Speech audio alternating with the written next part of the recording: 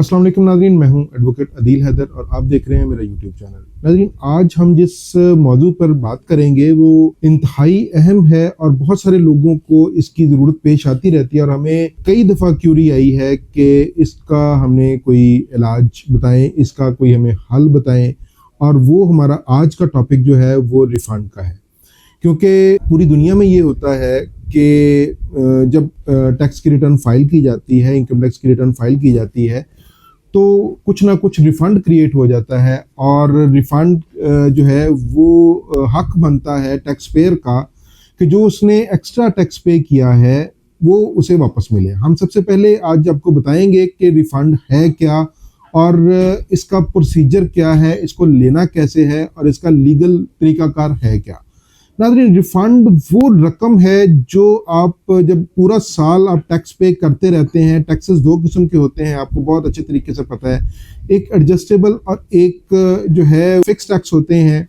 अब उनके अंदर जो है, जो एडजस्टेबल है वो बेसिकली एडजस्ट होते हैं, वो किसी भी टैक्स डिमांड के अगेंस्ट जो है वो एडजस्ट हो सकते हैं। मगर जो फिक्स टैक्स हैं, जैसे कि आप बैंक से प्रॉफिट लेते हैं तो वो सिर्फ बैंक के प्रॉफिट के अगेंस्ट ही वो एडजस्ट होंगे।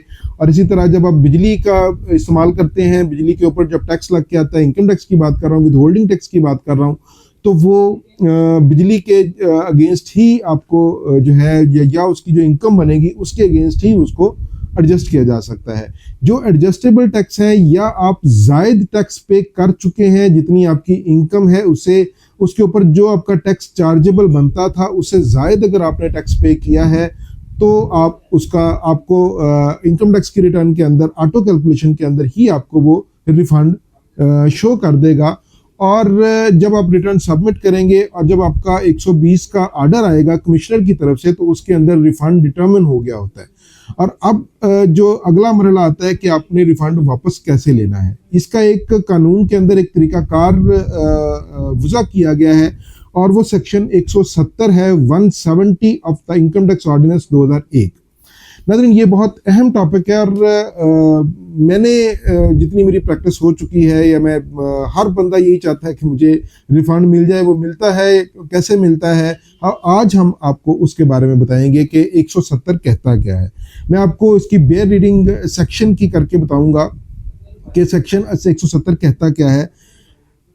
Section 170 refunds 1, subsection 1, a taxpayer who has paid tax in excess of the amount which the taxpayer is properly chargeable under this ordinance may apply to the commissioner for a refund of the excess।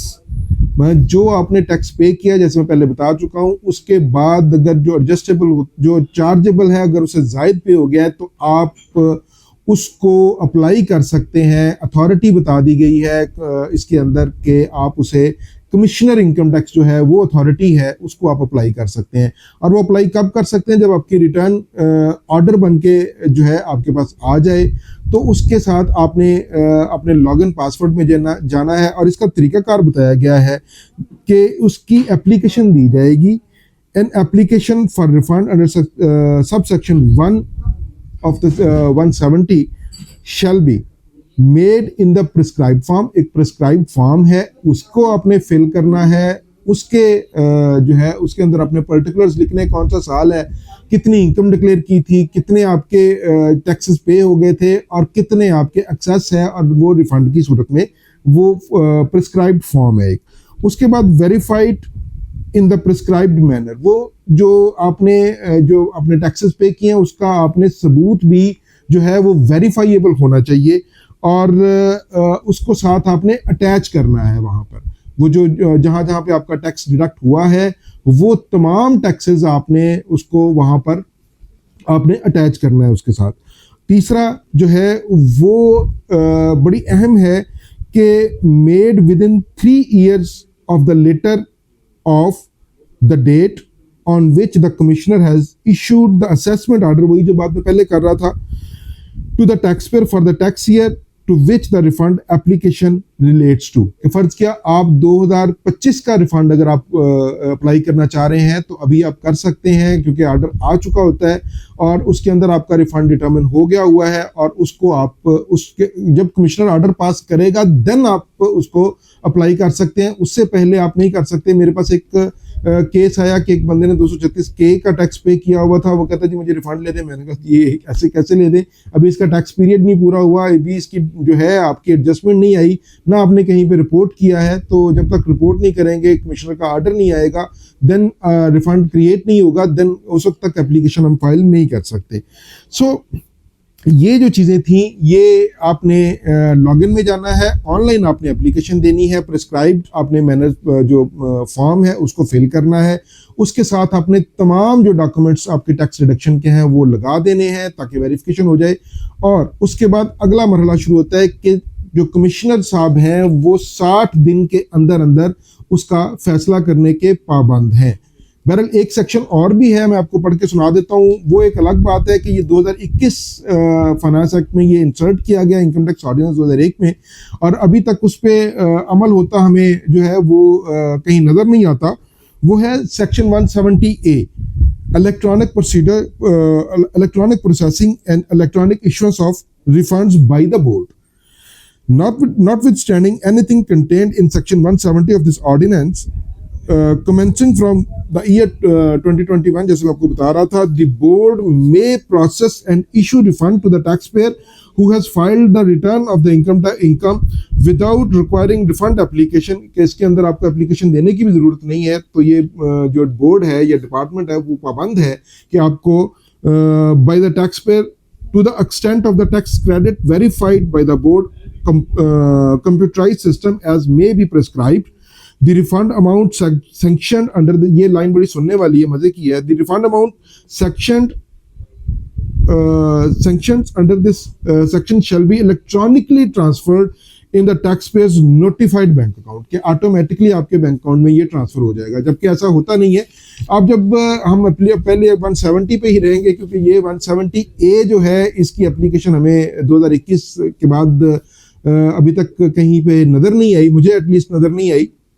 तो जब 60 दिन गुजर जाएं और commissioner आपके उस जो application है उसके ऊपर कोई ऑर्डर पास ना करे, ना रिजेक्ट करे, ना एक्सेप्ट करे, ना कोई भी ऑर्डर पास ना करे, तो आप उसकी कंप्लेंट फाइल कर सकते हैं FTO में, फेडरल टैक्स ओम्बड्समैन में, और उसके साथ आपने उसका एविडेंस लगाना है, साथ एप्लीकेशन लिखनी है। क्योंकि FTO में हम उस वक्त जाते हैं जब ये मेल एडमिनिस्ट्रेशन के अगेंस्ट जाते हैं, डिपार्टमेंट की, FBR की मेल एडमिनिस्ट्रेशन के अगेंस्ट जाते हैं। और ये मेल एडमिनिस्ट्रेशन है कि कानून में एक टाइम वज़ा किया गया है 60 दिन का, और अगर उसके ऊपर ऑर्डर नहीं होता तो ये मेल एडमिनिस्ट्रेशन में आता है, तो आप FTO में जाते हैं। FTO उसके ऊपर जो है वो दोनों पार्टीज को बुलाता है। अब एक और चीज़ उसके अंदर एंटर हो गई हुई है कि FIFO first in first out के जो एप्लीकेशन पहले आएगी उसको पहले ट्रीट किया जाएगा, उसको पहले प्रोसेस किया जाएगा, उसके बाद जो है वो अगली एप्लीकेशन का वक्त शुरू होगा।